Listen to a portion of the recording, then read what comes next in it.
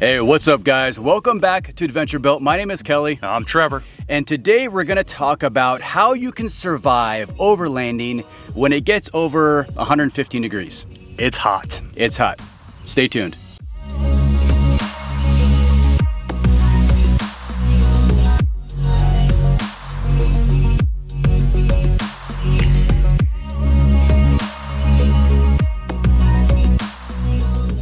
Hey guys, welcome back to the channel. Today we're going to talk about how to survive and overland and really be successful in the desert when you have mega hot temperatures. Yes, so this is traveling in the Southwest United States, traveling in the Middle East, North Africa, any place that's like super hot. Yes, and the desert is usually super hot. So right now it is 9:30 in the morning. We're doing a little weekend trip, and my handy dandy Kestrel, which is way more accurate than the Weather Channel because this is the temperature here, not of the whole area. And it's 100 degrees and 36% humidity. So yeah, everyone says that Arizona is a dry heat, not in the monsoon season. We are just kind of starting the monsoon season. We haven't gotten any really big storms yet, but the humidity is just really high right now, which is actually more dangerous than a dry heat. I got nothing to add to that. No, nothing. That's correct. Everything you said is true. Step number one, and probably the most important step, is going to be hydration. With your hydration, one thing that Trevor and I have done that seemed to have worked out pretty well for us, especially me working a lot more outdoors than he does, is drink your body weight in ounces per day. I'm 170 pounds, it's 170 ounces. It's well over a gallon. It helps me stay quenched. You don't have that constant thirst every minute of every day, so give it a shot. Yeah, for me, I don't like math, so I just drink at least a gallon a day. That's it. Pretty sure a gallon is still a measurement, it's still math. But hey, you know, higher thinking. Nope. Higher thinking. 1 gallon, that's it. Another tip when it comes to water is I like the insulated water. I don't drink cold water. I don't put ice in this, but I like it cool. When you're in extreme temperatures and you drink ice water, it can shock your internal system a little bit. So it is just better to drink room temp or cool water versus cold water. And I don't like drinking hot water when I'm out. No. Definitely don't drink hot water. That would be counterproductive to your actual cooling. No. You know, your body is actually a cooler and you want it to keep it as cool as possible. So I kind of go opposite of what Trevor does. I like cold water. I keep it as cold as I can because I know that every drink I'm taking, I am lowering my body temperature just a minuscule of a degree, but it's just gonna allow me to go longer and harder. And also, you don't want to drink just water. Your body will actually start to reject just straight water. So add things into it. There's hydration packages, liquid IV, BCAAs. There's a lot of different things you can add to water to make it more palatable so that your body wants to absorb it and not just reject it. Yeah, I mean, just even any electrolyte replacement is really good to have because as you're sweating through the day, even when it's extremely hot out, right now it's humid, so we're sweating. However, when it's really dry, before pre-monsoon season, you won't even sweat. It just evaporates almost instantaneously. And with that, you're still losing salt and everything from your body, and you need to replace all those minerals, or you can have water hypoxia and collapse from that as well, even though you are drinking water. And believe it or not, you can actually intake too much water. If you drink too much water, it will actually saturate your blood to water ratio, and you will actually overhydrate and you can die from it. I don't know what the exact medical terminology is. I just said it. But it's a thing. Water hypoxia. It's actually just hypoxia. Smart guy. Moving right along.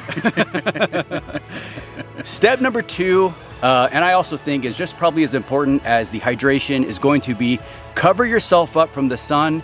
It is trying to kill you. Yeah, I don't really call it the sun. It's just the evil fireball in the sky. Yes. To me, the best way to protect yourself from the sun is one, shade. Like nothing beats shade. Just keeping it off your skin altogether is number one. Number two is hat and Like Kelly is wearing a long sleeve hooded sun shirt. It's really good at protecting back of the neck and everything else that is not normally covered by a regular ball cap. The next best thing is moving into sunscreen. For me, anything above 30 is the sweet spot. Over 50 I think is overkill, but like 30 to 50 SPF is what I go with, and I always try to get like the more natural, non-ocean harmful ones, just so if I use it in rivers and ocean, it's not going to hurt any of the wildlife. Very, very true. And a real quick go back on the sun shirts. The lighter and thinner, like the fishing sun shirts, this is pretty much where these kind of all came from, was the fishing type sun shirts. But these are actually great. They're very lightweight. The wind moves through them very nicely, but they block off the sun. I think there is an SPF, like a 60 or an 80, these 50. shirts. I think 50 on those. So they work well. Also, a lot of guys will wear the bigger hats, the sun hats, the sombreros and whatnot. I'm not a huge fan of those off-roading because you can't really drive with those on, I've found. I think a baseball cap works better. Otherwise, you're just taking it off. You put it in the back seat, you get out real quick to do something, you don't put it on. I'd rather just wear the ball cap. I can throw my hood on really quick, protect the sun from my face, my neck, everything that would get burned pretty much instantaneously out in this kind of sun. Yeah. Other things that I prefer than the big sun hats, I do have them. I wear them when I'm going to be out for long periods, like with the military, stuff like that, out in the field.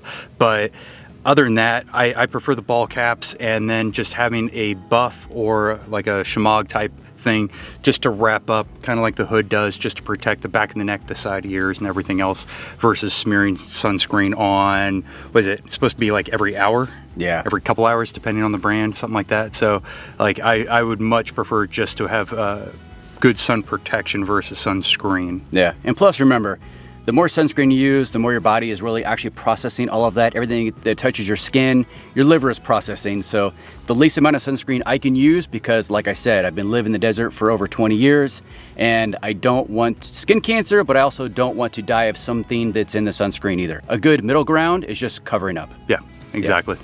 And also for the dudes that love Jeeps with the tops off, it's super awesome. Once you get here, throw just a bikini top on. At least you'll have the wind blowing through and you'll have all that open air freedom, but you'll be protected from the sun and save yourself from a lot of sunburn. Yeah, true story. When I moved here, I had a Jeep Wrangler. We both had Jeep Wranglers. Yes, and I didn't have air conditioning. Neither did I. No, neither of us had air conditioning because we lived in places where you could do without, you know. I'm like, I don't need air conditioning, I got a convertible. Until you moved to Arizona, and it was funny because I would actually put the top up and remove all the windows and everything to get more airflow, but I needed shade. After the first time I almost passed out in traffic in Phoenix, like I was like, nope, top up, and yeah. Which is a perfect segue to tip number 3. Acclimatization is super important coming to the desert. So we grew up mainly in New Jersey. Very, very cool weather, just south of New York. And we moved here, and my very first summer, walking out of my apartment when it was 115 degrees, I threw up. So that was my body going into immediate shock, and my visceral reaction was to immediately expel everything in my stomach because it was so sickening to be in that kind of heat. So obviously now we've been dealing with this for over 20 years, and we have become accustomed to it because our blood's thinned out, we've processed the heat better, we have better cooling systems, our bodies have had a natural tolerance, a built-up tolerance to the heat. So people that come here and have really, really adverse reactions to the sun and the heat, they come from a lot cooler weather, and they see, people don't die here every day. People that come here on vacation from Chicago, they do pass away. They do have medical issues here in the desert from going on hikes in the extreme heat, and they do have cardiac events that they can't recover from. Yeah. You never hear about someone dying on a hike in New Jersey. No. Unless they've fallen off a cliff or something. Which, sure. But definitely not from not from too much cool weather. Yeah. All right. So next we're going to kind of get into vehicle preparation stuff, but we're going to do that in a minute. Another tip to save yourself, your hydration, your energy levels when overlanding, If you have air conditioning, use it. There is nothing wrong whatsoever to sitting in your vehicle and just relaxing in the AC. Right now, Trev and I are taking a little lunch break. He's doing some repairs to his truck and I'm eating a sandwich.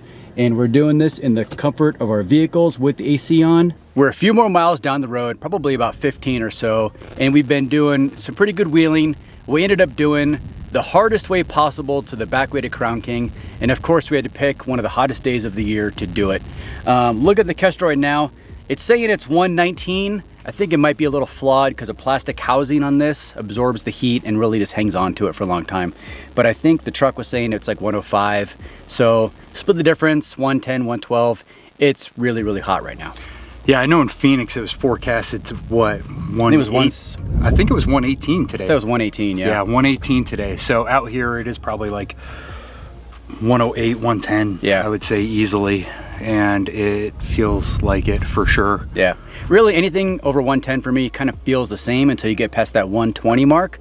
That 10-degree temperature really jumps drastically, and for me anyway. Yeah, anything over 85, I'm miserable. So 78, 64, whatever. All right, we're gonna give you guys some more tips and tricks on how to kind of keep your vehicle from not overheating in the summertime. Number one is check your fluids before you head out. You want to make sure that everything is topped off and in good working order, and be sure don't just have water in your radiator. The actual antifreeze does help out dispersing heat better in a radiator than regular water will. Yep, it's all preventative maintenance and everything. Right. Stay on top of your maintenance and you should be good. Another thing is, you know, everybody builds their rigs differently. And I know one of the modern trends that you see with lights is to have the hidden light bar in front of the radiator. It looks really cool. I love it. Like, and if you're not driving out in the desert in the summertime, go for it. However, to me, try not to block any part of the radiator. Right. It really does restrict the airflow getting to it.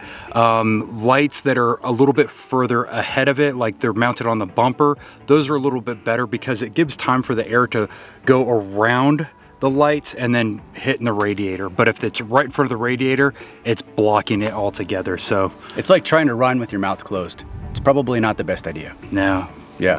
Especially in this weather, I don't No. run at all. Yeah, unless you're being chased by a rattlesnake, then that's a legitimate concern. Trev has a handy dandy app to also help you regulate all your temperatures. Like anything out there in modern world, there's an app for that. It's true. The one that I use, and there's tons of them out there, so don't just feel like you have to use this one or anything, but I use the Torque app, and I use it on my Samsung tablet, not an Apple. No, just kidding. You can use it on any device, but on this one, so the cool thing is you can actually set this up for however you want to use it. You can customize it. So for me, I keep on my homepage my off-road features, my tilt, my angles, all that good stuff, you know, so when I'm like, oh, that's why I'm rolling over. But you'll know why. Yeah, but also fuel levels, distance to empty, all that good stuff. But the most important ones, one, not just for wheeling in the summertime, but also because I tow an off-road trailer and I want to keep an eye on my temps while towing because that puts more strain on your transmission and everything else as well. So with that, I have my transmission temperature and my coolant temperature in digital format, not just a gauge showing me halfway. So it's just one of those really nice things. And with this, it just hooks up through Bluetooth to a OBD2 sensor. Plug it in. Yep. Plug it in, no. Yeah, sorry. don't do that. And the OBD2 sensors, there's a ton of them out there. Mine is the Carista one, and that one's cool. I initially got it so I can actually program different things on my vehicle. It allows you to change your locks, your windows and stuff like that, because on my remote, when I held the unlock button, only my front windows would come down, not my back windows. So now I can open all my windows and just dump heat out before I get in. So little things like that. We'll leave links in the description below, and you can check them out and see if you like them. Yeah. A couple go backs on other things that you're gonna want as a person being out in the heat. Sunglasses, they're not just for keeping the sun out of your eyes. The UVA and UVB rays are very, very dangerous. There's not a lot of clouds and everything else that will kind of block those rays from coming in and damaging your eyes. Even right now, being out here looking at the camera, my eyes are starting to water. Everything out here is light, so it reflects the light and it reflects off the ground, and everything's bright and damaging. Yeah. So cover yourself, cover your eyes. Also chapstick. Keep your lips nice and sealed up. Keep that moisture in so you don't get crazy chapped lips, which I've done terribly. I don't like chapstick. Well, I think it's a ripoff. I think once you put it on, you keep gotta have them to put it on. I think it's all big chapstick. I can assure you, after 4 days of the BDR on my motorcycle with not chapstick, I look like I got beat up by a boxer. Yeah. So chapstick will help. So another important tip that you mentioned is that the reflective sun and everything else, all the rays and everything that are bouncing off the ground. Kelly has an awning on the truck. With that out, you're still not 100% protected from the sun. Even though you're in complete shade, you still have reflective light hitting you. And so just be aware of that. Make sure that you keep sunscreen on and your protective layers and everything else, even when in the shade. Yeah.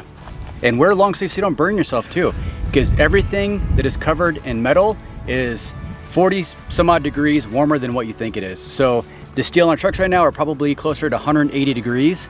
You touch that with bare skin and you're going to burn yourself. Asks this guy. Yep, having to put my arm inside the front bumper to get the remote sensor onto my winch, and yeah, that's pretty tender right now. It's not bubbling up, it's not a 3rd degree burn or anything like that, but it's 2nd degree still hurt. It's smarts. Yeah, it's smarts. Yeah. And even with the rock sliders and steps and everything, getting out of the vehicle and just your leg touching that, even when you have lightweight pants on, it still hurts. Burns right through. Yeah. Yeah. I know that a comment from people are going to be, the best way to avoid the heat is to not go off-roading in the summertime. However, 2 things with that. 1, we live in the desert. You can't avoid it. No choice. Yeah. No choice. So the other thing is, a lot of the times we have to drive through the desert just to get up to the higher elevations where we have trees, shade, and cooler temps. Because here, it's all about elevation. And the higher elevation you go, the more greener it is. I mean, we can be in this right now, give it 30 minutes and a couple thousand feet, it's gonna look like Colorado with tall pine trees and everything else. Little Colorado though. Little, small, just, yeah, not tiny Colorado. Definitely not Colorado, but as close as we can get without leaving the state. Yes. So that's gonna head off the pass on the commenters who are gonna say, well, just don't overland in the desert. It's cool, man. However, we live in the desert. It's not like it's a choice. Yeah. So we leave our house. That's a desert adventure. Yes, every day. You're welcome. Well, I can't think of any other tips and tricks to help you guys survive in 115 degree weather when you're overlanding. So if you guys have any suggestions or things that you know of to kind of help other people and protect yourself, if we can help one person have a successful overland trip because of the desert heat and what we've advised or have relayed the best stuff that's worked for us personally, comment below and let us know some tips and tricks that we don't use that we could use in the future, because by no means are we experts in desert survival. So yeah, comment below. Thanks for watching. Hit like, hit subscribe. See you guys next time. Peace.